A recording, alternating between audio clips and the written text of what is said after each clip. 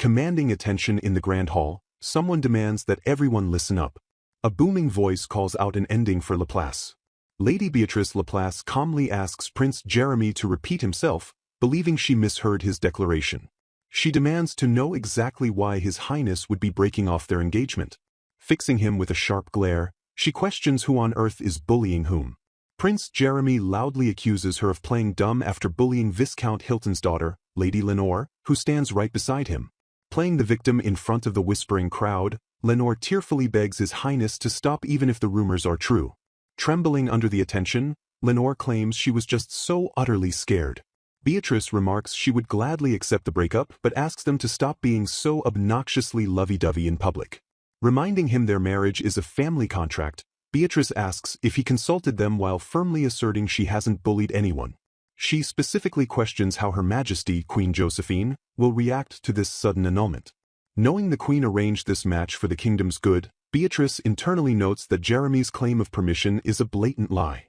Jeremy nervously sweats while stubbornly insisting he has the Queen's permission. Beatrice acknowledges their political marriage lacks romance but knows the Queen would never approve this dissolution.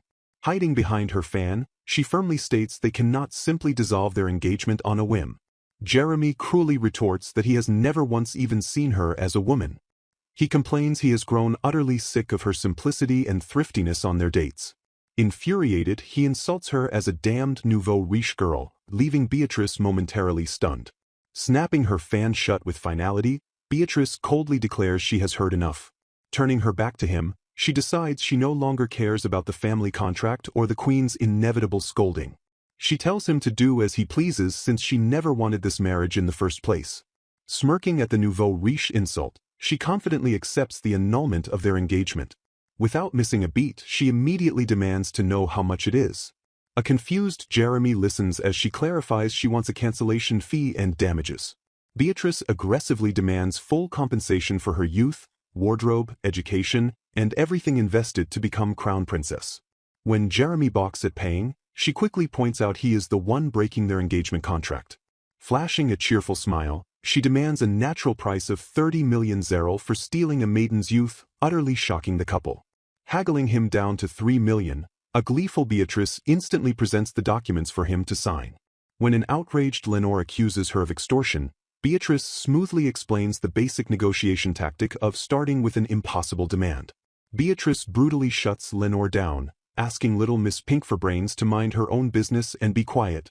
Onlookers begin whispering about Beatrice's Western Kingdom accent and apparent lack of manners.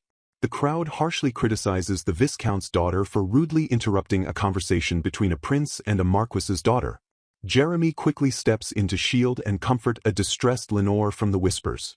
Declaring her name, Jeremy firmly rejects Beatrice's financial demand. He proclaims she was never qualified to be his fiancée because of her outrageous bullying.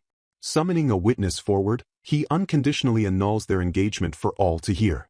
A maid falsely testifies that she clearly saw Lady Beatrice trip Lady Lenore with her foot. Another witness steps up, claiming to have seen Beatrice acting violently towards Lenore. A third girl presents a folded handkerchief found at the scene, claiming it belongs to Lady Beatrice. A startled Beatrice recognizes her supposedly lost handkerchief, realizing she is being framed. Surrounded by whispering nobles, Beatrice finally understands she has been meticulously set up.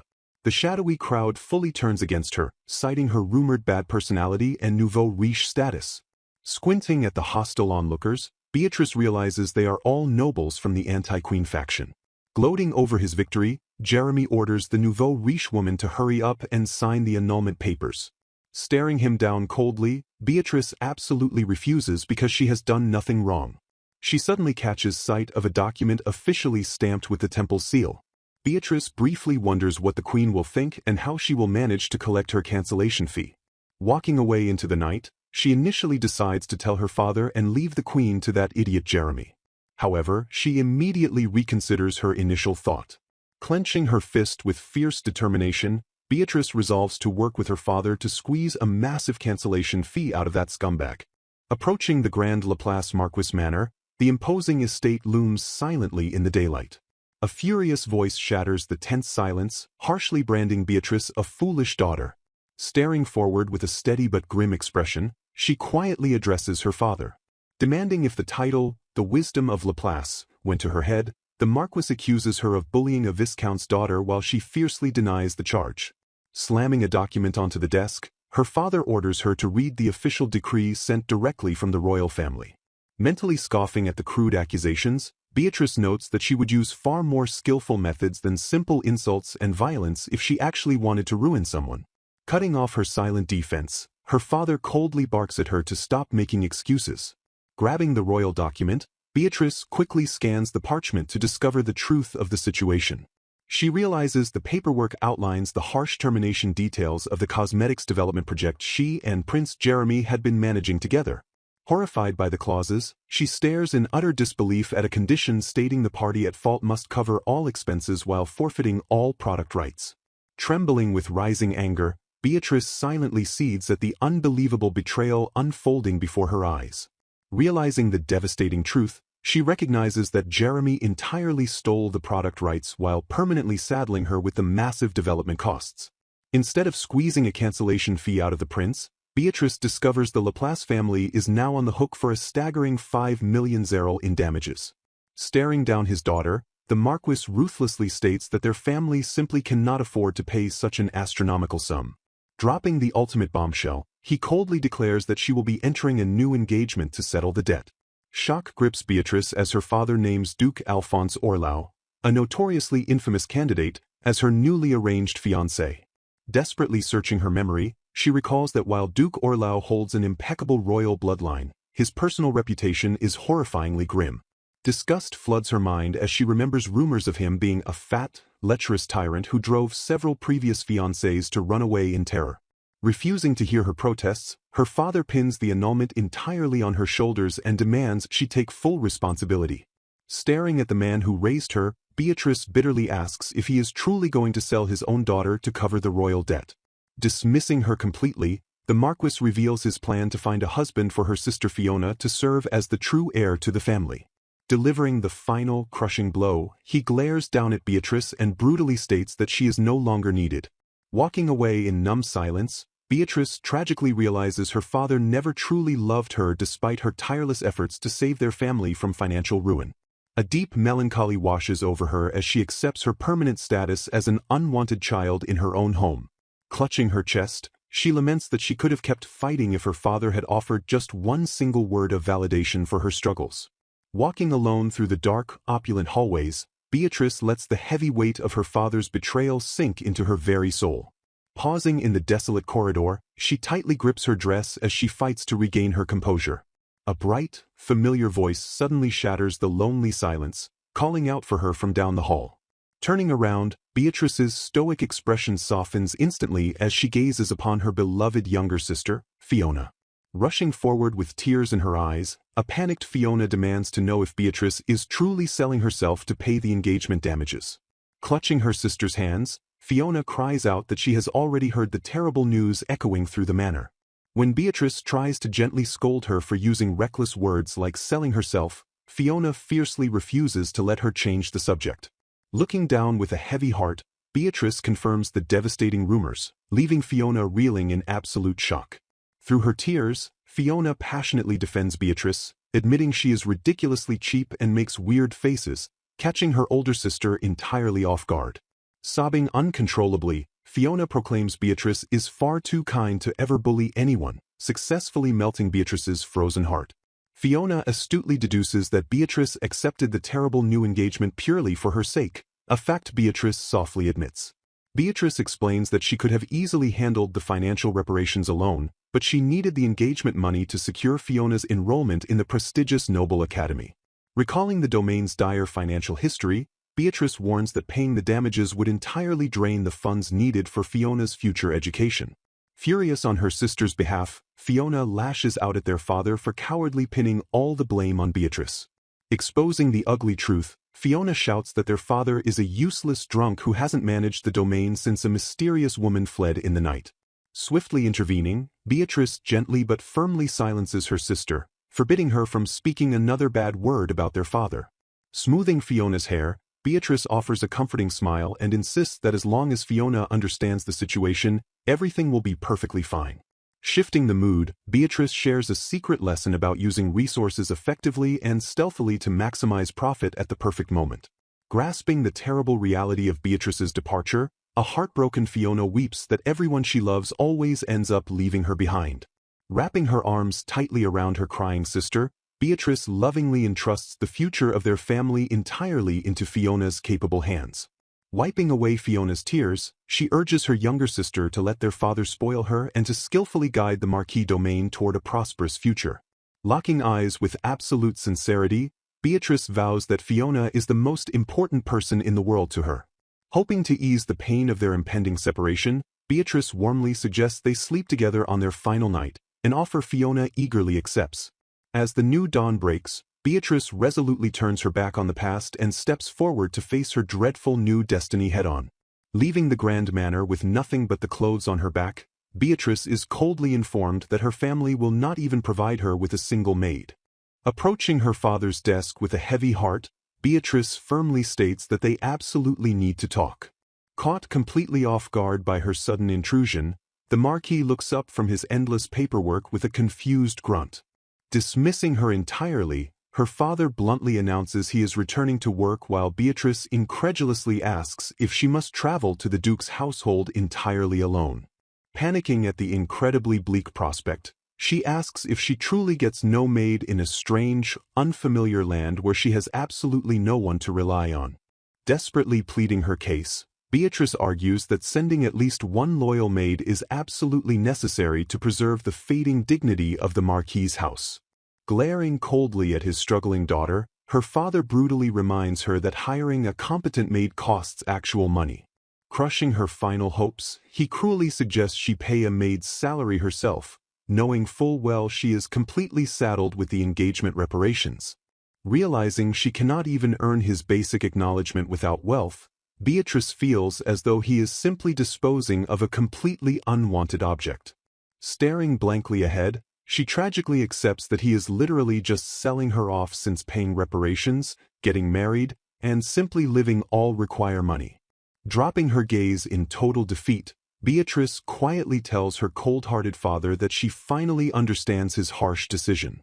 Returning to her quiet private chambers, Beatrice gazes around the familiar walls and realizes it is truly time to say goodbye to this room forever. Suddenly, a terrified maid shrieks in absolute horror at the sight of a bug, wildly screaming for someone to ask the unexpected pest to leave. In a swift, brutal motion, Shin violently crushes the insect with her bare hand and casually asks her lady if she is completely all right. Smiling brightly at the maid's fluffy, adorable ears, Beatrice warmly thanks her for stepping in to be such a great help. Disgusted by the friendly interaction, another maid cruelly orders Shin to move away lest her lady catch her foul beastly smell. Flinching at the harsh reprimand, Shin obediently steps back and submissively bows her head in absolute silence. Infuriated by the blatant disrespect, Beatrice fiercely glares at the instigator and sharply demands to know what that insulting outburst was all about. Realizing she can never get along with these people, Beatrice internally laments that the maids hired on the Queen's recommendation hold far too much contempt for demi-humans. She bitterly notes that high society fiercely scorns demi-humans, the crossbreeds of beast and man, especially those closest to being pure-blooded beasts. Commanding absolute authority, Beatrice ruthlessly orders the offending maids to immediately apologize directly to Shun, forcing them to bow in reluctant submission. Sneering viciously behind Beatrice's back, the maids whisper how disgusting and utterly weird it is for her ladyship to actually like demi-humans. Ignoring their hypocritical complaints about her supposed greed, Beatrice mentally scoffs at how happily those exact same maids accepted their recent monetary bonuses. Carefully packing her few remaining belongings, Beatrice tenderly secures her mother's dress and her trusted comb for the grueling journey ahead. Pulling out the heavy textbook she used for her intense Crown Princess training, Beatrice sadly realizes she no longer needs it. Staring at the useless book, she painfully reflects on the 3 agonizing years she spent engaged to Jeremy, working tirelessly and barely sleeping for absolutely nothing. A solitary tear slips down her cheek as she accepts that no matter how desperately hard she tries, no one will ever acknowledge her efforts anymore. Standing resolute before the waiting carriage, the terrifying and inevitable day of her permanent departure finally arrives. A heartbroken Fiona clings desperately to her sister, weeping as Beatrice gently asks her to take good care of their neglectful father. Sobbing uncontrollably, Fiona demands that Beatrice write her a letter, violently threatening to come and kidnap her if she ever refuses. Smiling through the agonizing pain, Beatrice tearfully promises to write while teasingly asking what Fiona plans to actually do after pulling off this grand kidnapping. Steeling her fracturing resolve, Beatrice internally reminds herself that she must remain strong since she is heading to the Duke's household entirely on her own. Wiping away her cascading tears, a fiercely determined Fiona dramatically declares that she will just ignore everyone and marry Beatrice herself. A sudden, calm voice interrupts the emotional farewell as Shun politely pardons her completely unexpected intrusion. Carrying her own packed luggage, Shun surprises everyone by firmly announcing that she will be accompanying Beatrice on this perilous journey. Astonished by her incredible loyalty, Beatrice frantically tries to dissuade Shin, insisting there is absolutely no need for her to travel all the way to the dangerous frontier. Smiling softly, Shin confidently reveals she has already submitted her official resignation and fully intends to follow her lady to the ends of the earth. Beatrice desperately points out that she has absolutely no money to pay her, but Shin cheerfully insists she can just pay her back once she finally becomes successful. Staring with unshakable devotion, Shin boldly declares that she serves her lady directly, not the fading house of the Marquis. Ignoring Beatrice's stunned silence, Shen completely changes the subject and enthusiastically orders the waiting coachman to depart immediately. Smiling fondly at her maid's stubborn loyalty, Beatrice admits she would have thrown her out if she had irresponsibly offered to work completely for free. Chuckling at Shen's incredibly convenient hearing, Beatrice playfully notes that her demi-human maid has truly become an incredibly smooth talker.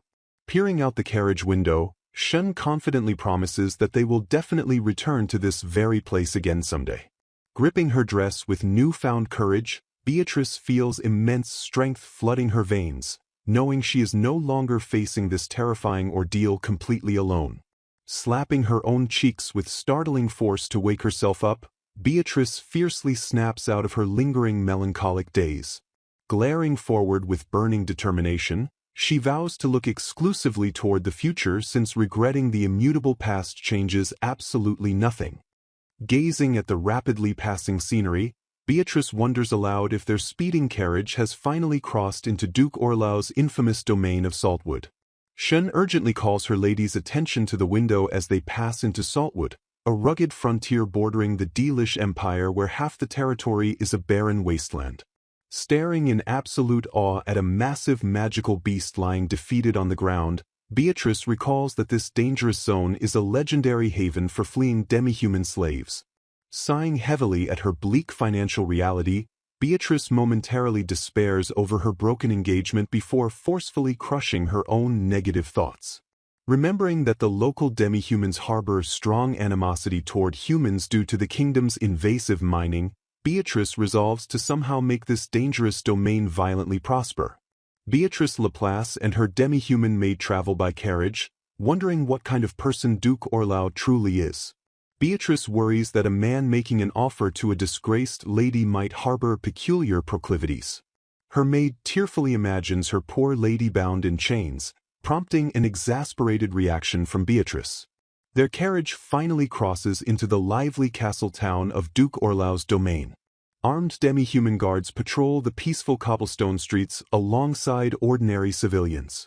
Observing the town, Beatrice notes the public order is much better than she expected. She watches the soldiers properly patrol the streets, drawing her maid's curious gaze. Beatrice beams with quiet delight at the sight of the well-organized town.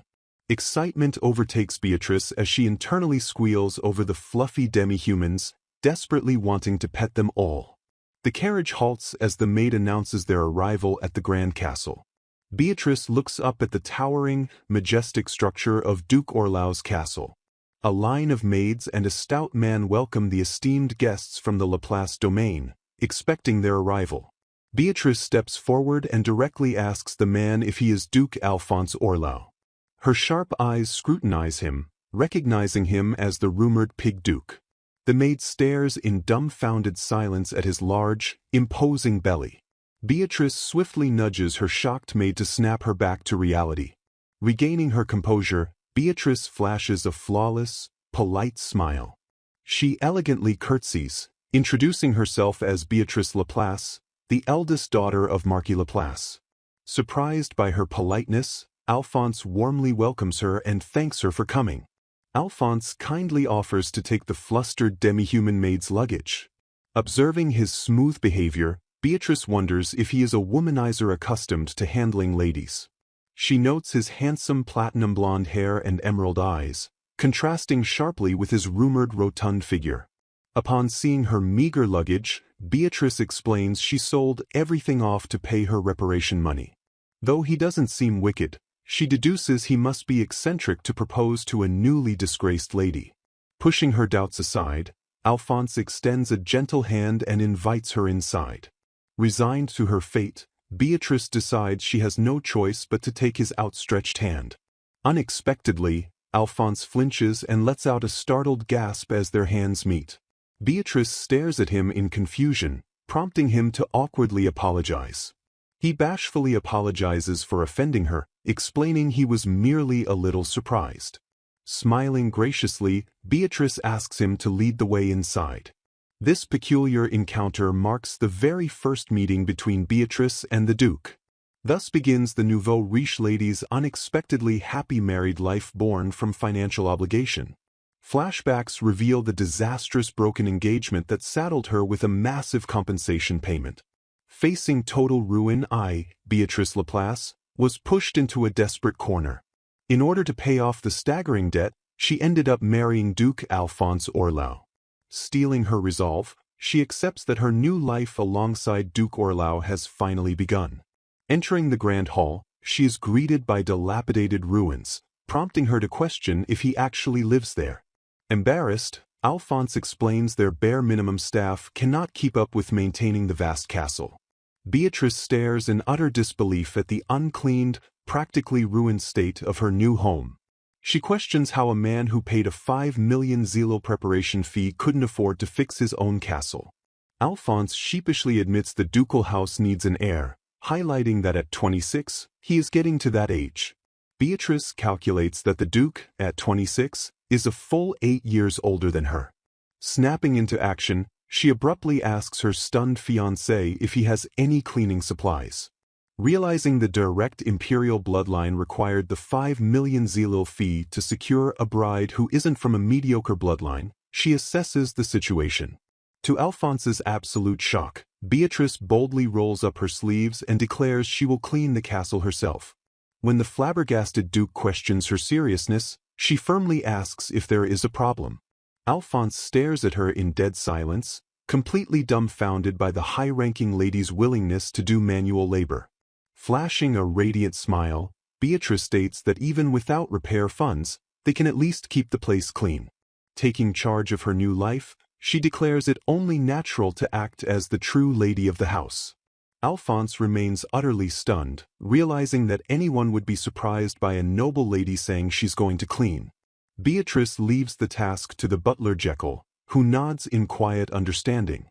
Beatrice nervously inquires about her bedroom, prompting Alphonse to assure her it is tidied up and offer to show her the way.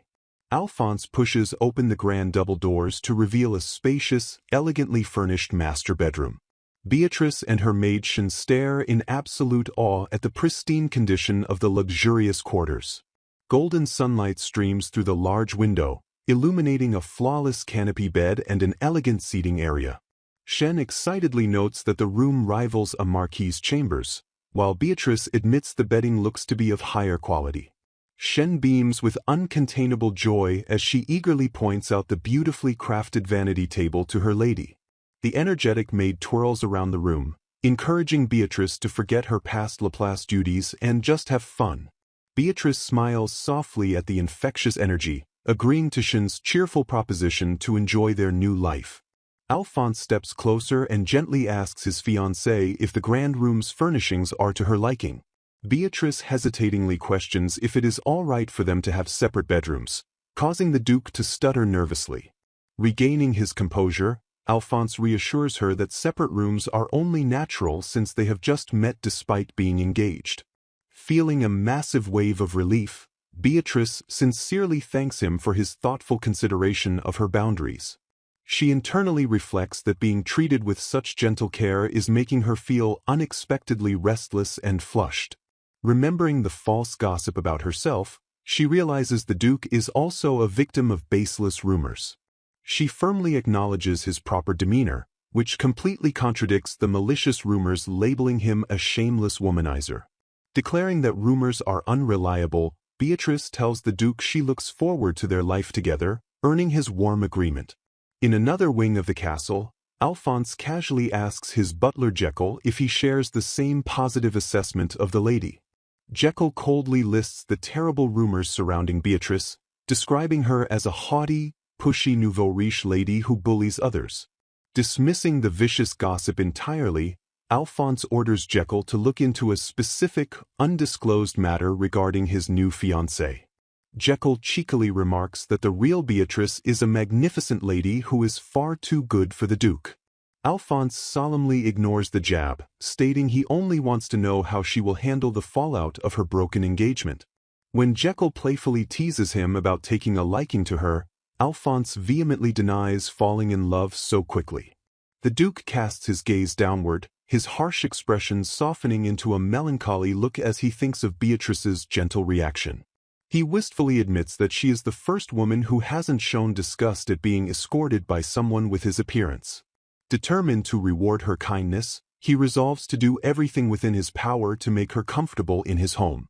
Alphonse insists he is merely impressed by her strong character and her bold willingness to volunteer for tough cleaning jobs. Jekyll bows respectfully as Alphonse orders him to treat her with utmost courtesy and prepare her favorite foods for dinner. Left completely alone, Jekyll muses about the monumental, daunting task of serving the genius lady of the Laplace market. Later that evening, Alphonse warmly greets a refreshed Beatrice and kindly asks if she is feeling hungry. Beatrice happily confirms her growing appetite, bringing a bright, relieved smile to the Duke's handsome face. With a grand, welcoming gesture, Alphonse invites his elegant fiancée to join him in the dining hall. A massive dining table is elegantly set with a lavish, steaming feast fit for the highest imperial royalty. Alphonse proudly presents the evening's special dish of sand grouse ragout, hoping it suits her refined culinary taste. Beatrice excitedly reveals that sand grouse ragout is her absolute favorite, prompting Alphonse to smoothly feign a lucky coincidence. She gazes longingly at the beautifully browned meat, completely mesmerized by its rich, sweet, and appetizing aroma. Gently bringing a silver spoonful to her lips, she eagerly takes her very first bite of the savory stew. Her face instantly lights up with sheer bliss as she declares it has been ages since she tasted something so magnificent. Alphonse chuckles warmly at her reaction, stating that her happiness and satisfaction are what matter most to him. She verbally marvels at the rich milk, firm meat, and perfectly cooked vegetables, completely enchanted by the culinary masterpiece. Clutching her chest in awe, Beatrice wonders if she has ever eaten food that touched her soul so deeply before. Flashing a breathtakingly genuine smile, she sincerely thanks the Duke for his incredibly warm and generous hospitality. Completely taken aback by her radiant beauty, Alphonse softly and instinctively compliments her wonderful smile. Both of them freeze in sudden embarrassment, their faces rapidly flushing crimson at the unexpected, intimate praise. Alphonse quickly stammers a frantic apology while Beatrice bashfully looks away in flustered, breathless agreement.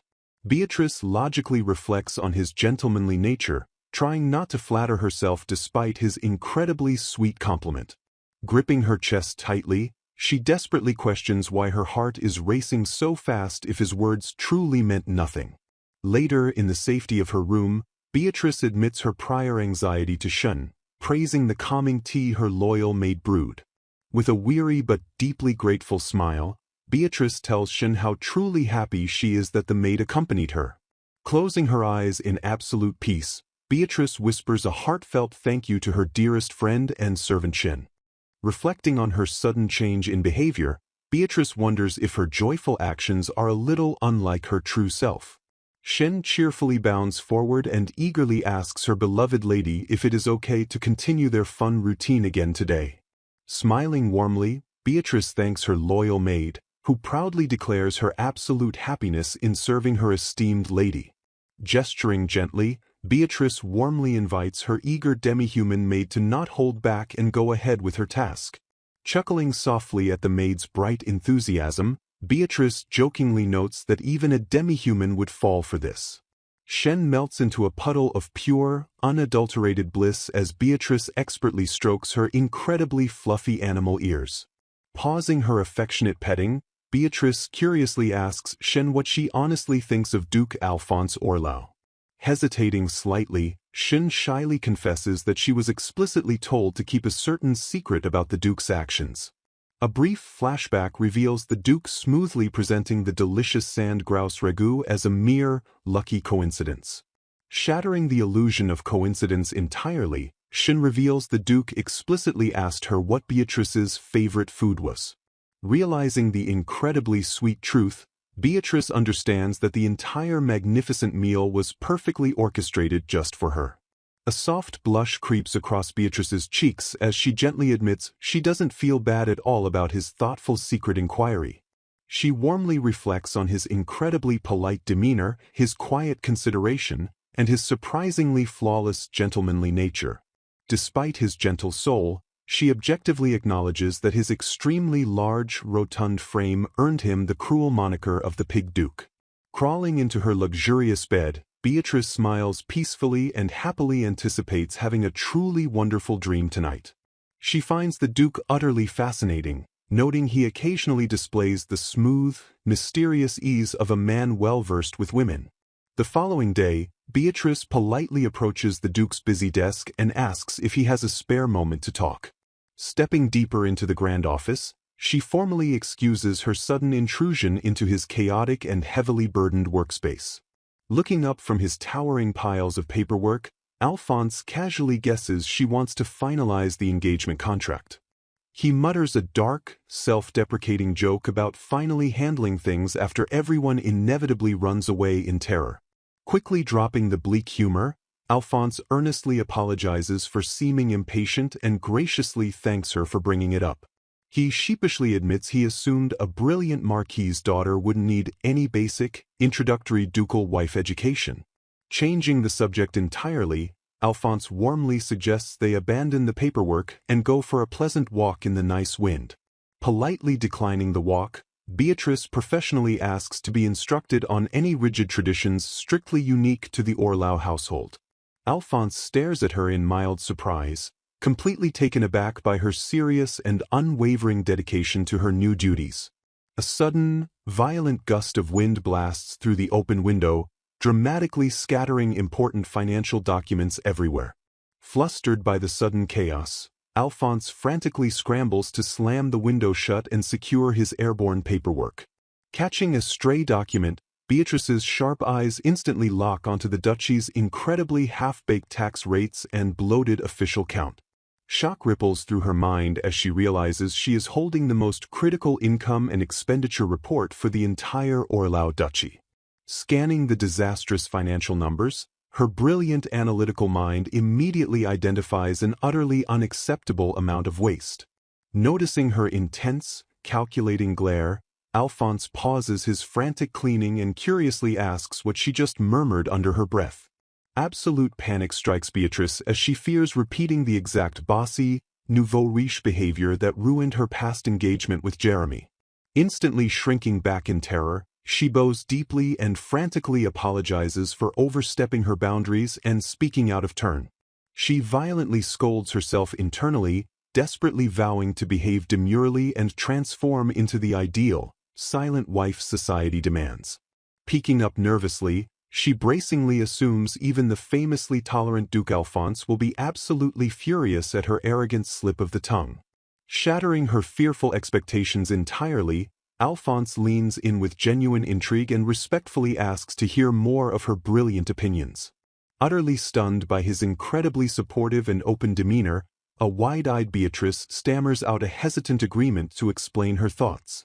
Unleashing her full intellectual might, she expertly breaks down the flawed tax strategies, emergency subsidies, and centralized administrative structures. Finishing her breathtakingly rapid-fire economic lecture, she suddenly gasps and falls completely dead silent in sheer mortification. Utterly mortified by her unstoppable rant, she practically screams a panicked apology and desperately attempts to flee the room. Tears prick her eyes as she mentally curses herself for going full bossy nouveau riche lady despite her absolute best efforts to remain demure. Before she can bolt through the heavy wooden doors, Alphonse suddenly reaches out and firmly grabs her trembling hand. His handsome face lights up with sheer, unadulterated awe as he loudly and excitedly declares that her economic knowledge is absolutely amazing.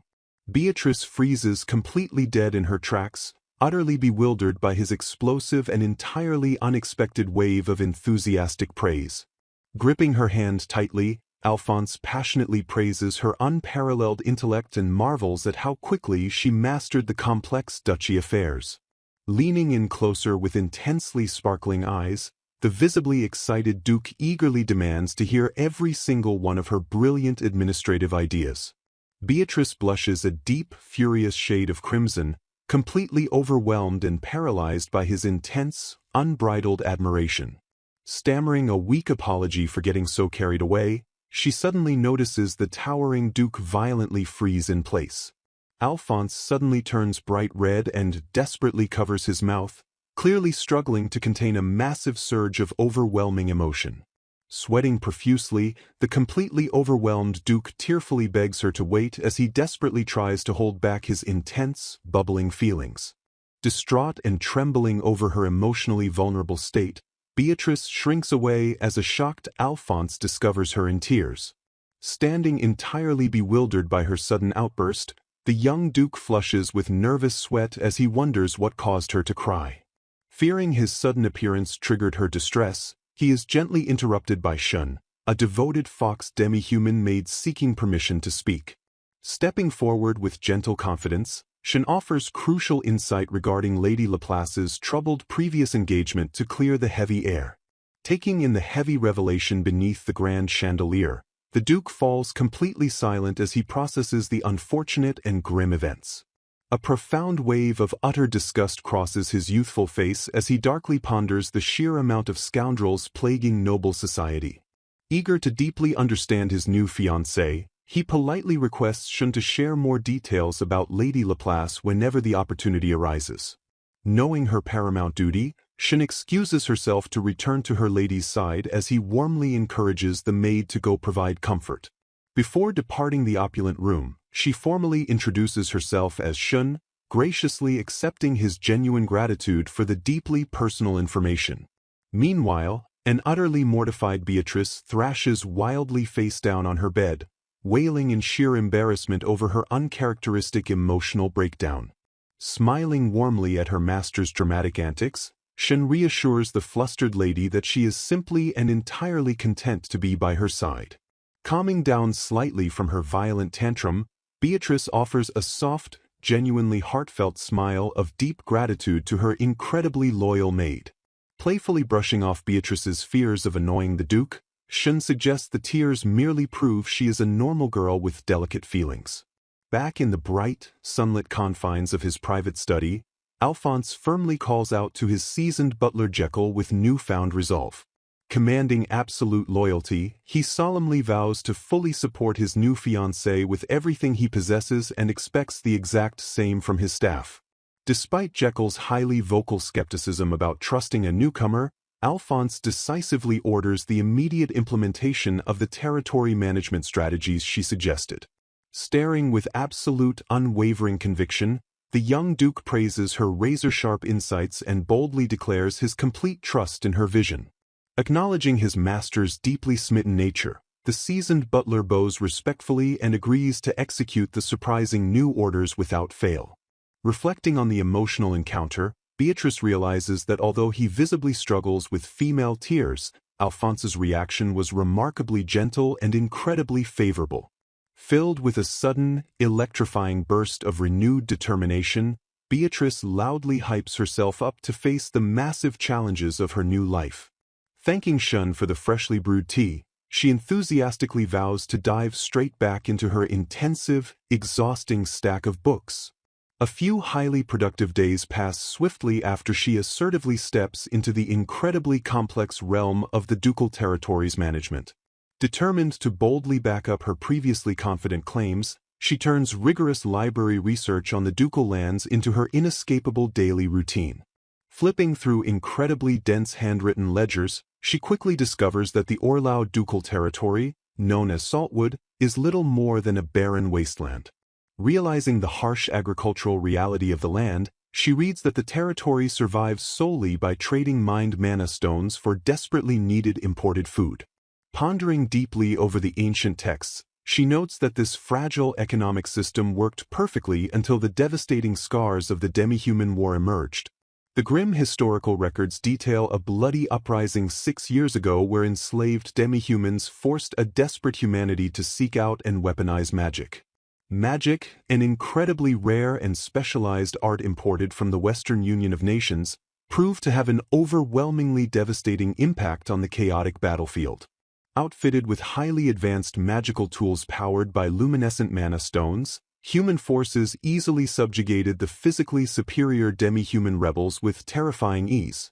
The late Duke Orlau rapidly depleted his mines, selling precious mana stones at dirt-cheap prices to rival nobles to swiftly hasten the end of the war. Disgusted by the kingdom's tragic outcome, Beatrice realizes this noble sacrifice ultimately left Saltwood an utterly depleted and completely unforgiving land. Tragically, the incredibly ungrateful kingdom of August never honored the late Duke's sacrifice and instead burdened the struggling land with a flood of emancipated demi-humans. Recalling her own direct observations, she notes that while the region entirely lost its lively spirit, the breakdown of law and order wasn't as completely ruined as expected. She cleverly considers asking the prestigious Night Order stationed in the capital to acquire a truly accurate picture of the local security situation. Catching herself falling into dangerous old habits, she vehemently decides to pull back and avoid interfering too deeply as a mere newly engaged fiancé. Dismissing her heavy, political thoughts, she desperately tries to frame her intense historical research as simple wifely education rather than overstepping into ducal management. Without skipping a single beat, she commands her loyal maid Shun to fetch her the next heavy volume to eagerly continue her rigorous and exhaustive study. Deeply frustrated by her ongoing sleeplessness and the glaring lack of a shared bed, she sluggishly rises in her white nightgown to fetch some water. Meanwhile, a heavily sweating and extremely nervous Alphonse awkwardly stammers an unbelievable excuse about running late-night errands in town. Spotting him fully dressed by the grand staircase, a sleepy Beatrice catches her visibly startled husband attempting to quietly sneak out of the estate. Though deeply suspicious of his strange late-night departure, she remains completely composed and simply asks him to be incredibly careful at this dark hour. Watching his dark, secretive carriage roll away into the night from her high window, a heavy shadow falls over her as she pieces together his suspicious actions. Recalling his earlier gentle reassurances to get some rest, she realizes his past kindness clashes heavily with his current, highly suspicious and evasive behavior. Utter heartbreak washes over her pale face as she tragically concludes he only ever wanted a convenient, completely distant fiancé in name. Suddenly, weeks later, an urgent and incredibly loud voice completely shatters her peaceful, meticulously quiet time alone in the massive library. Startled out of her deep scholarly concentration by the sudden intrusion, she spins around to face the frantic, echoing commotion happening at the grand door. Exactly a month later, a wildly panicked Alphonse bursts violently through the heavy library doors while loudly and desperately calling out her name. Shocked to her very core, Beatrice stares up at her heavily sweating husband as he loudly demands if she fully realizes what she has done. A massive wave of pure panic seizes her mind as she instantly regrets spouting off arrogant opinions about the duchy's numbers when she first arrived. Trembling with absolute, paralyzing dread, she stammers out a terrified question while fearing her careless meddling has completely and utterly ruined the territory's fragile management. Fearing the absolute worst, A trembling Beatrice grimly concludes her engagement is completely over. Panic completely consumes her as she dreads being mercilessly cast adrift as a lowly commoner with nowhere to turn. Shattering the tense silence, an incredibly awkward Alphonse profusely apologizes for the unexpected turn of events. Caught entirely off guard by his sudden remorse, she stammers out a desperate offer to accept any punishment he deems fit. Waving his hands frantically, he wildly denies being angry and firmly clarifies he willingly chose to follow her brilliant advice. Thrusting a detailed report forward with a massive grin, he joyfully declares her meddling yielded incredibly positive results. To her absolute shock, he loudly announces that her sharp strategies completely doubled the territory's profits last month. Bursting with immense pride, a delighted Shen loudly praises her lady's truly remarkable and mind-blowing success. Matching the maid's vibrant energy, Alphonse passionately marvels at how perfectly her predictions soared to new heights. Gazing at her with deep admiration, he warmly praises the rare and incredible talent she clearly honed through intense study. Suddenly, dark memories violently crash into her mind as phantom voices cruelly sneer at a mere woman meddling in high finances. Oblivious to her rising panic, Alphonse gently notes how her past suffering beautifully taught her the true, irreplaceable value of money. Vicious echoes of greedy accusations fiercely ring in her ears as past tormentors brand her a shallow gold digger. Tragically recalling her painful youth, she silently laments how high society continuously slapped suffocating labels on her instead of seeing her true self. A sharp, sudden gasp violently escapes her trembling lips as his genuine warmth shatters her darkest insecurities. Hot tears prick her wide eyes as she desperately wonders what this boy is doing to her heavily guarded heart. Having long ignored cruel insults about being a money-grubbing nouveau riche, she finds herself completely overwhelmed by his pure praise. Looking directly into her tearful eyes, Alphonse firmly and passionately declares that having her here truly saved his life. Offering a breathtakingly gentle smile, he profoundly and sincerely thanks Lady Laplace for everything she has done. Struck by his raw emotional honesty, she finally realizes she only ever desperately wanted someone to truly recognize her. Deep within her soul, she profoundly yearned to be seen as herself, entirely free from the heavy chains of noble titles and cruel stereotypes. Flustered beyond belief, a heavily blushing Beatrice silently screams that he is completely stealing her dramatic inner monologues. Desperately clutching her chest, she frantically tries to calm her violently racing heart before it bursts from her chest. Matching her crimson blush, Alphonse softly and vulnerably confesses how incredibly glad he is to have her as his fiancée. Leaning in with shimmering, hopeful eyes, he nervously asks if she would be willing to keep helping him manage the massive territory. While a standard noble lady would humbly accept out of pure duty, a uniquely fiery urge violently rises within Beatrice. Acknowledging their currently unmarried status, he boldly pledges his absolute trust in her and eagerly awaits her final answer. Secretly thrilled by his desperate plea, she joyfully admits to herself that she entirely loves helping him succeed. Empowered by his complete and unconditional acceptance, a tiny, undeniable sliver of her innate greed boldly slips to the surface. Seeing him willingly face her true nature, she resolutely decides to let him accept her completely unvarnished and unfiltered. Throwing his arms wide, Alphonse beams with explosive energy and shouts that her incredible presence makes him feel utterly invincible. Wasting absolutely no time, he enthusiastically suggests they dive straight into the monumental workload waiting for them. Flashing a dangerously confident smirk, Beatrice officially accepts his grand request with an undeniable, blazing gusto. Instantly flipping the romantic atmosphere, she sharply narrows her eyes and fiercely demands to know exactly how much he plans to pay. A completely bewildered Alphonse violently stutters as she coldly clarifies her strict demand for a proper territory management consultation fee. She ruthlessly highlights the severe danger of him extracting her valuable knowledge and discarding her since they are not officially married. Swiftly cutting off his panicked denial, she firmly argues that absolute accountability simply cannot exist without cold, hard cash. Staring him down with intense, fiery conviction, she preaches that true responsibility requires him to heavily pay for the services he receives. Bracing for his inevitable rejection, she offers to quietly back down but freezes entirely when he instantly and calmly agrees. Casually brushing off her deeply outrageous reasoning, he simply smiles and calmly asks exactly how much gold she desires. Gazing at her with unwavering, intense affection, he proudly declares he chose the brilliant Beatrice herself, not just a wealthy marquis's daughter. A sharp, incredibly loud gasp of pure shock violently escapes her lips at his incredibly smooth and devastating counterattack.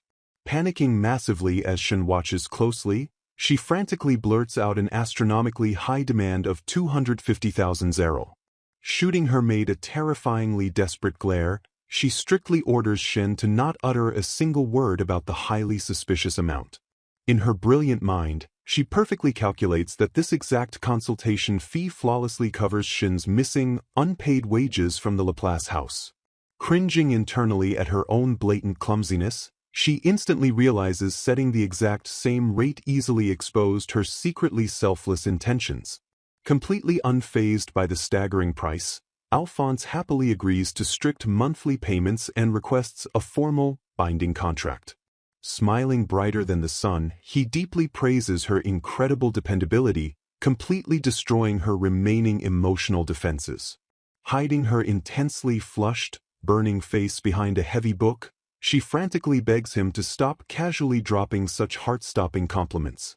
Despite her loud, embarrassed protests, she secretly and happily admits to herself that she is undeniably an incredibly easy woman to please. Alphonse and Beatrice warmly agree to do their absolute best together as they look forward to a highly fruitful partnership. Breaking the formal tension entirely, Alphonse earnestly requests his new partner to drop the rigid titles and simply call him by his given name. He cleverly justifies this sudden intimacy by warning that the household servants might tragically mistake their formal titles for coldness. Striking a perfectly fair bargain, he charmingly offers to call her Lady Beatrice in return to perfectly balance their newly forged dynamic. She playfully accepts the arrangement by sharply framing their required closeness as a necessary operational expense for the massive ducal household. Exchanging bright and hopeful smiles, Beatrice officially addresses Alphonse by name as she secretly marvels at his undeniably persuasive charm.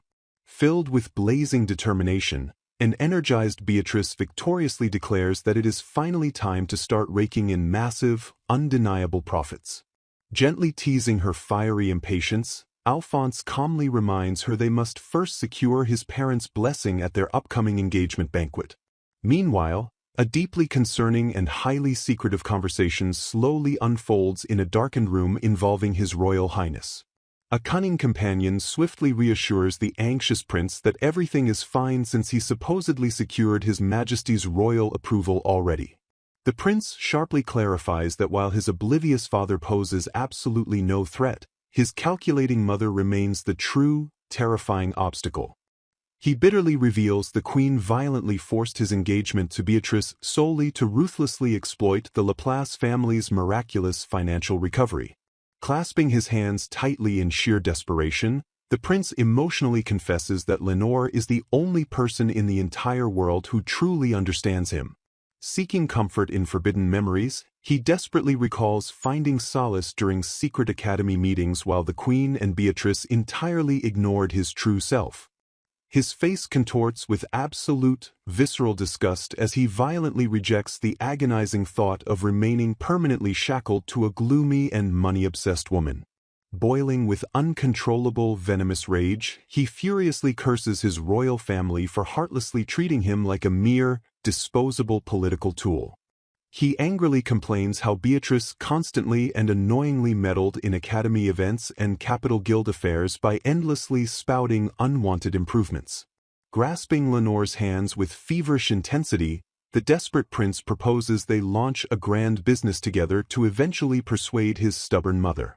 He passionately argues that if they can utterly crush Beatrice's financial genius with greater results, the queen will finally yield and let them be openly together. A thrilled Lenore eagerly agrees to start a massive venture while proudly boasting of her vast, unbreakable connections that guarantee absolute success. Arrogantly dismissing the harsh struggles of commoners, the prince sneers that the mindless masses exist solely to blindly serve and sacrifice for the nobility. With a dark and maniacal gleam in his eye, the selfish prince violently vows to mercilessly trample anyone who dares stand in the way of his personal happiness. He cruelly mocks the queen's national sacrifices and brutally laughs at Beatrice's absurd, pathetic obsession with improving the mere livelihood of the commoners. Revealing her ultimate secret weapon, an ecstatic Lenore suddenly announces she has already been heavily developing an exclusive line of luxury cosmetics. The prince shamelessly admits he ruthlessly stole the original cosmetics idea from Beatrice while viciously blaming her for meddling too much in management. Scoffing at Beatrice's careful warnings to slowly build a strong foundation, the prince arrogantly declares that massive, overwhelming wealth will quickly silence any critics. Driven by pure, unadulterated malice, he wickedly plots to kick off their grand venture by aggressively squeezing a massive compensation payout directly from Beatrice. The dark, treacherous plotting seamlessly shifts as the terrifying scene transitions to a grand, imposing, and highly secretive aristocratic estate. Deep within the lavishly decorated walls, the wealthy and dangerously powerful members of the anti-queen faction gather quietly in their exclusive salon. A mysterious and highly elegant figure finally arrives in the dimly lit room while smoothly apologizing for keeping the incredibly influential attendees waiting. Shocked whispers violently ripple through the tense room as the newly arrived guest is shockingly revealed to be the formidable Marquis Laplace. Warmly welcomed by a scheming Lady Hilton, the Marquis smoothly accepts a poured drink while expertly networking with his powerful political rivals. Flirting dangerously with the enemy faction, he playfully brushes off scandalous, swirling rumors while maintaining his sharp, endlessly calculating composure. A cunning noblewoman flirtatiously declines a stiff drink while sharply noting she will only indulge when the highly powerful Sir Jeremy finally arrives. Lady Hilton smugly praises the Marquis while revealing that his secret, highly treasonous letter paved the way for her to grow dangerously close to His Highness. Smiling with wicked, unbridled greed, she gleefully anticipates claiming the high-ranking position the prince secretly promised her once their dark scheme inevitably concludes. Coldly dismissing her gushing gratitude, Marquis Laplace ruthlessly clarifies that their dark alliance is absolutely nothing more than strict, highly profitable business. Appalled by his sheer, unfathomable cruelty, a shocked guest questions how he could effortlessly sell his own daughter to a rival faction just to climb the ranks. Ignoring a fellow woman's utter disgust, the Marquis callously laughs and darkly states that a daughter's only true purpose is to blindly serve her master. Dripping with absolute, venomous disdain, he brutally brands Beatrice a complete failure and eagerly trades her away as mere coin to fuel his massive ambitions. The sinister conspirators officially seal their dark pact while ensuring Lady Hilton will perfectly hide her fangs once she successfully secures the throne. Raising his glass in a sickening mock toast, the treacherous father coldly admits he should be somewhat grateful for the sheer power his daughter's sacrifice brought him. With Beatrice officially and utterly discarded, the conspirators eagerly shift their dark focus to the next crucial phase of their highly secret master plan. Basking in their impending glorious victory, the corrupt nobles celebrate their new era while a completely oblivious Beatrice remains unaware of her father's horrifying betrayal. A dark, violently looming shadow perfectly symbolizes the devastating scale of the absolute betrayal secretly orchestrated by the very man who raised her. Completely unaware of the gathering, apocalyptic storm, Beatrice seriously reflects on her brand new, highly stressful role as the official consultant for the sprawling ducal territory. Reviewing the grim, highly detailed ledgers, she faces the terrifying reality that the severely depleted land lacks savings and heavily relies on highly vulnerable food imports. Staring down the incredibly massive, near-impossible challenge, she fiercely clenches her fists and boldly vows to prove her undeniable worth to the struggling duchy. Despite successfully doubling the territory's profits by ruthlessly cutting waste, she remains deeply troubled because the harsh daily lives of the desperate residents haven't actually improved. Realizing they absolutely cannot survive on imports forever, a fiercely determined Beatrice prepares to radically overhaul their food supply while dangerous enemies silently close in from all sides. Noting her expression, Lord Alphonse gently asks Lady Beatrice if something is troubling her. Refusing to be seen as an omnipotent being, she humbly admits that even she struggles sometimes. Eager to test a new solution, she declares her immediate departure to the farmlands. Her unwavering eyes reflect a fierce determination to solve the impending crisis.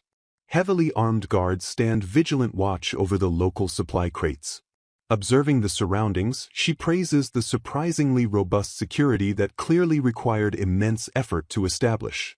They reflect on their controversial past of supplying the human side with magic stones during the brutal demi-human war. Historical context reveals the previous Duke of Orleans merely sought swift peace rather than demi-human suppression, softening post-war criticism. Facing an avalanche of jobless demi-human refugees after the war, Alphonse took on the monumental task of uniting them with the knights. Alphonse proudly states that his greatest efforts went into security, eventually earning the refugees' understanding. Impressed by his foresight, Beatrice commends him for dedicating surplus effort to perfectly secure the territory. Hiding behind her fan, she confirms his exact understanding while he playfully questions her praise. Inwardly, she realizes that Lord Alphonse is far more capable than she initially thought, marking a welcome advantage. She marvels at the strange man's willingness to unhesitatingly act on advice from someone with a terrible reputation. Flashing a radiant smile, Alphonse eagerly notes he is looking forward to the future when the time comes. Forging a unified front, they warmly exchange promises of mutual assistance once she devises a solid plan. A sudden realization sparks a flustered blush across Beatrice's usually composed face. A tense, blushing silence hangs in the air as their eyes lock in an unspoken moment. Snapping out of her daze, she loudly and frantically backtracks her unintended implications. The scene shifts to the barren, windswept houses of Karnak village within the Orleans Duchy. A weary group of beast-eared demi-human villagers stare with deep suspicion. Hostile villagers aggressively accuse the nobles of raising taxes, threatening fierce retaliation if anything more is taken from them. Quickly stepping forward, Alphonse protectively shields Lady Beatrice and orders her to stay close. A frail, malnourished demi-human child clutches her ragged clothes and watches the tense standoff with nervous eyes. Horrified by how dangerously thin the children are, Beatrice realizes they must do something immediately. An aged village elder steps forward, politely but cautiously expressing his pleasure at their safe arrival. Recognizing the leader, the visiting noble politely addresses Elder Farbarug and requests a moment of his time. Introducing herself as Lord Alphonse's fiancée, Laplace Beatrice leaves the elder bewildered as to how she knows his name. Shocking the locals, she casually states that she memorized the names of all the Duke's territorial governors. She confidently clarifies her knowledge of all 115 original governors, noting that recent transfers have reduced the number to 75. The villagers reel in disbelief as she dismisses memorizing 75 names and faces from a simple roster as a trivial task. Brushing off their amazement, she decisively pivots the conversation and demands to inspect the local fields and soil quality. Surveying the barren dirt, the elder laments that local varieties wither, leaving them desperate enough to plant unsuitable wheat.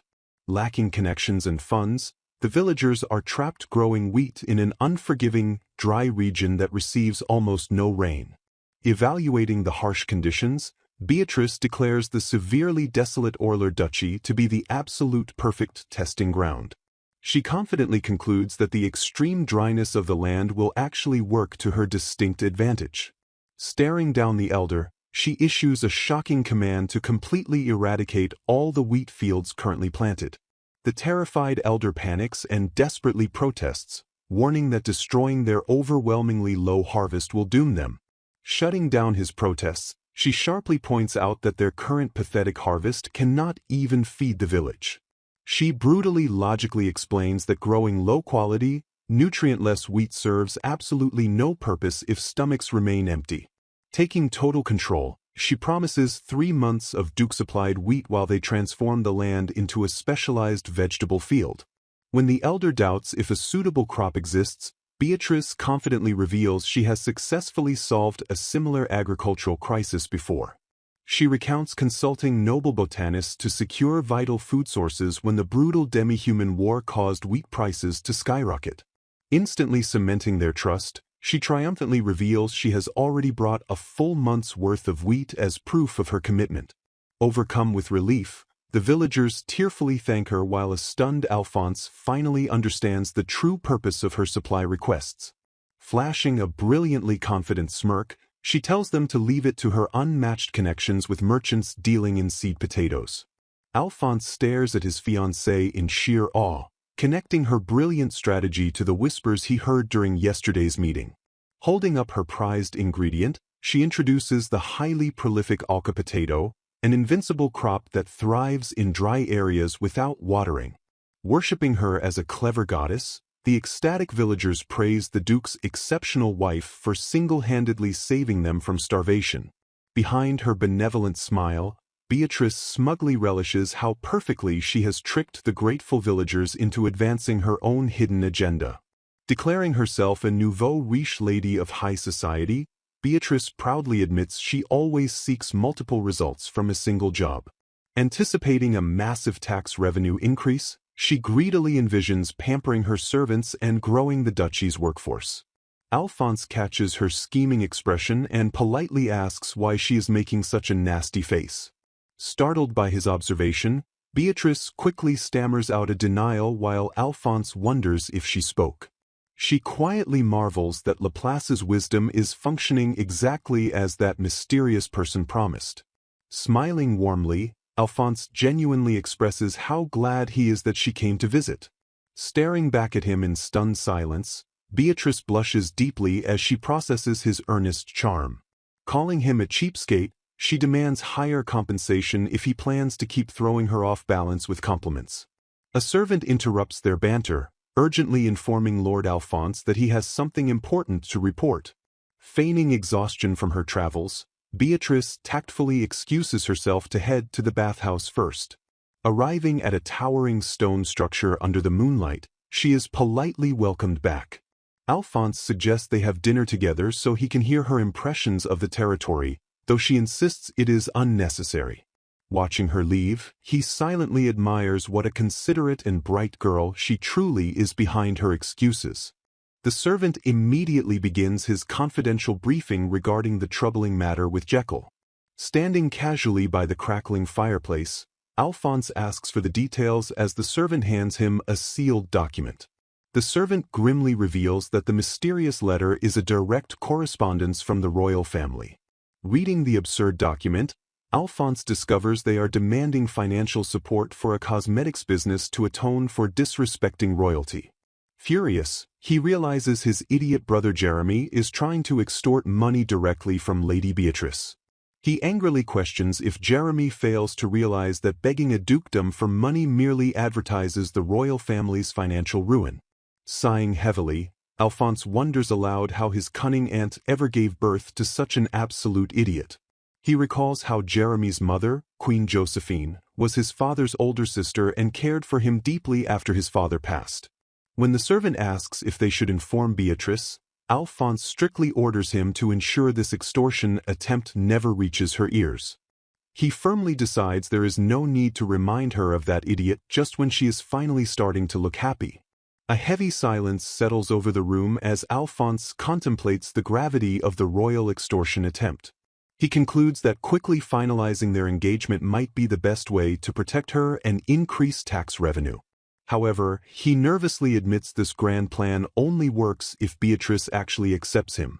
The very next day, an energetic Beatrice surprises Alphonse at his desk to ask for a moment of his time.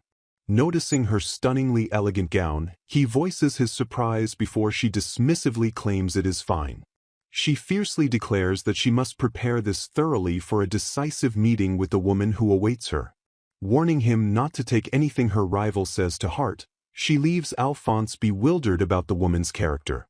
Beatrice strides into an opulent parlor where a rival noblewoman is waiting with her entourage. The arrogant guest rates the tea a meager 60 points, insulting the shoddy leaves while praising the brewing technique. Furious, Beatrice yells at her for trying to poach Shen, but the guest smugly offers jobs and husbands to all her servants. The rival directly pressures a flustered Shen to join her staff by promising excellent pay and preferential treatment. The woman smirks sharply, turning her piercing gaze toward the increasingly irritated Beatrice. Lady Patra Alberia, a baron's daughter, haughtily complains that Beatrice made her wait long enough to finish an entire cup of tea. Beatrice glares back, appalled that Patra acts so brazenly despite knowing she was present the whole time. Patra and her lackeys rudely scrutinize Beatrice from head to toe with obvious disdain. Feigning surprise with theatrical grace, Patra mockingly pretends she only just noticed Beatrice standing there. Refusing to back down, Beatrice calls out Patra's relentless persistence in trying to steal Shen despite being repeatedly rejected. Patra sarcastically praises Beatrice's magnificent dress and the supposed dignity she carries. The two rivals lock eyes in a tense standoff, their fierce hostility thinly veiled behind elegant hand fans. Breaking the tension, Patra lets out a condescending and airy chuckle. Patra smugly claims she is managing somehow, casually brushing off Beatrice's palpable hostility. The sneering noblewomen suddenly freeze and stare wide-eyed as a completely oblivious Alphonse enters the room. Unaware of the impending disaster behind her, Patra cheerfully asks Beatrice how her rumored fiancé is doing. Seeing Alphonse's large stomach, the lackeys erupt in suppressed laughter, confirming the rumors that he is a fatty. A lackey furiously whispers for Patra to cancel the meeting, mocking Beatrice for being engaged to such a person. Trembling with barely contained mirth, one of the girls declares she simply cannot bear the sight of him. Completely unbothered by their mockery, Beatrice stands tall and proudly defends Alphonse simply because he is her fiancé. Furious at the sudden disrespect, Beatrice demands to know if Patra mocks Alphonse simply because he is a duke on the verge of ruin while she is a baron's daughter. Ignoring the tension, Patra boldly places her hands on Alphonse's chest and murmurs that touching him is surprisingly pleasant. Stunned into silence, Beatrice awkwardly stammers out a flustered reaction to the unexpected physical contact. Fiercely defending her partner, Beatrice declares she will never allow anyone to make a fool of Lord Alphonse while praising his muscular physique forged by battling magic beasts. Instantly dropping her haughty demeanor, Patra bows her head to sincerely apologize for her rudeness and invites any punishment Beatrice sees fit. Turning back to her fiancé, Beatrice is completely bewildered to find Alphonse's face blushing a deep and bright red.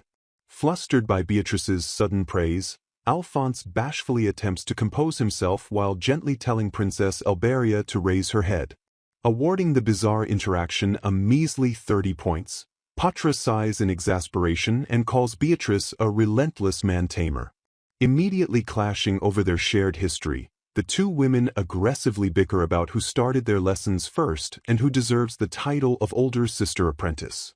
Regaining her composure, Beatrice formally introduces Lord Alphonse to Lady Patra Alberia, a peer from the House of Nobles who studied under the exact same master. Observing their chaotic dynamic, Alphonse dryly notes that they seem like good friends, prompting both women to furiously deny the claim in unison. Shifting the conversation directly to business, Patra pierces Beatrice with a serious glare and questions her ambitious plan to restore a fallen duchy.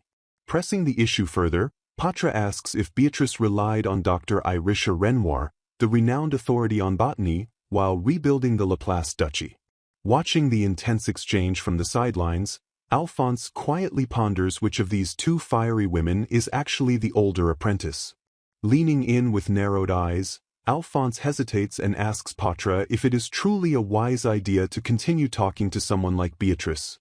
Sensing a potent and high-level magic aura radiating from Beatrice, Patra curiously inquires if she received substantial support from their master's laboratory. Meeting her gaze with absolute resolve, Beatrice coldly confirms that she utilized every single resource available to her. Her eyes burning with fierce determination, Beatrice declares she swore an oath to protect absolutely everything she held dear during that critical time. Laying out her own situation, Patra reveals that the Duchy of Elba is currently borrowing massive funds from the Emeresu royal family for their reconstruction efforts. She elaborates that their highly valued orichalcum mine serves as the crucial collateral securing the massive royal loan. Sensing an ulterior motive, Patra bluntly asks if Beatrice called her here simply to borrow her power and political influence. Flashing a confident and mocking grin, Beatrice brutally scores Patra's logical deduction a pitiful 20 points. Scoffing at the failed plan, Patra points out that cultivating arca potatoes on the Orlau Duchy's wastelands will merely break even and change nothing. Unfazed by the heavy doubt, Beatrice cryptically counters that the Orlau Duchy actually possesses something exceptionally valuable. Unveiling her ultimate trump card, Beatrice reveals their massive human resource composed of incredibly resilient and war-hardened demi-human warriors. Utterly bewildered by the claim, Patra stammers in disbelief and insists that such a formidable resource simply does not exist anywhere else. The pieces finally snapping together in her mind, Patra gasps in pure shock upon realizing Beatrice intends to launch a massive demi-human mercenary business across the country. Grinning with unshakable confidence, Beatrice confirms that deploying a specialized mercenary corps is the absolute only way to restore the Orlau Duchy.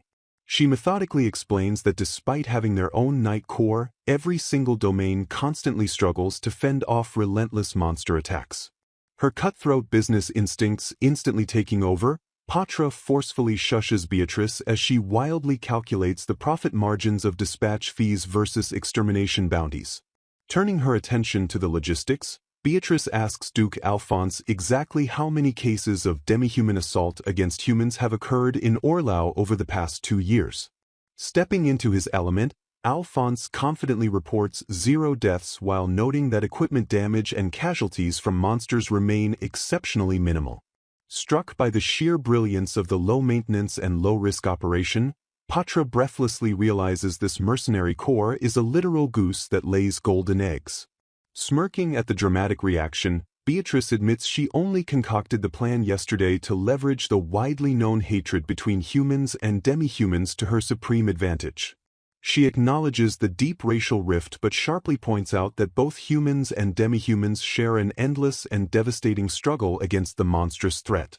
Beatrice confidently predicts that selectively deploying troops only to tolerant lands will quickly prove to everyone that monsters are infinitely worse than harmless demi-humans.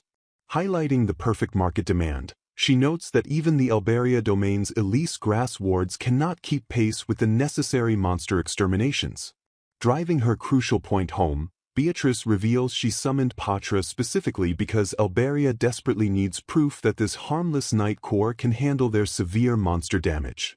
Flexing her immense leverage, Beatrice casually threatens that she could easily secure credit elsewhere to buy seed potatoes and leave Patra entirely out of the loop. She coldly warns that missing this booming opportunity would permanently strip the Elbaria Trading Company of its leadership role in the market. Recognizing the ruthless brilliance of her old friend, Patra breaks into a defeated but genuine smile while noting Beatrice hasn't changed one bit. Painting a picture of ultimate victory, Beatrice tempts Patra with the massive morale boost and improved food security her domain would heavily enjoy as the first client. Slamming down the ultimate ultimatum, Beatrice challenges Patra to choose between remaining a foolish coward or becoming a wildly successful pioneer. Leaning back with a triumphant smirk, Beatrice casually declares she is perfectly fine with whichever path Patra inevitably chooses to walk. Yielding to the overwhelming logic, Patra grudgingly acknowledges Beatrice's mastery of the business battlefield and addresses her as the ultimate nouveau riche lady. Swallowing her pride entirely, Patra scores the flawless pitch a perfect 100 points and officially agrees to go along with the grand operation. Thrilled by the hard-fought victory, Beatrice praises her decision as Patra pledges to supply not just seed potatoes but absolutely anything else required for the venture. Pivoting smoothly to finalize the tense negotiations, Beatrice confirms the profit distribution with Alphonse, who fully entrusts the entire ordeal to her expert judgment. Her eyes practically sparkling with boundless greed, Beatrice eagerly demands to know the exact numbers while proudly claiming the title of nouveau riche lady as the highest compliment.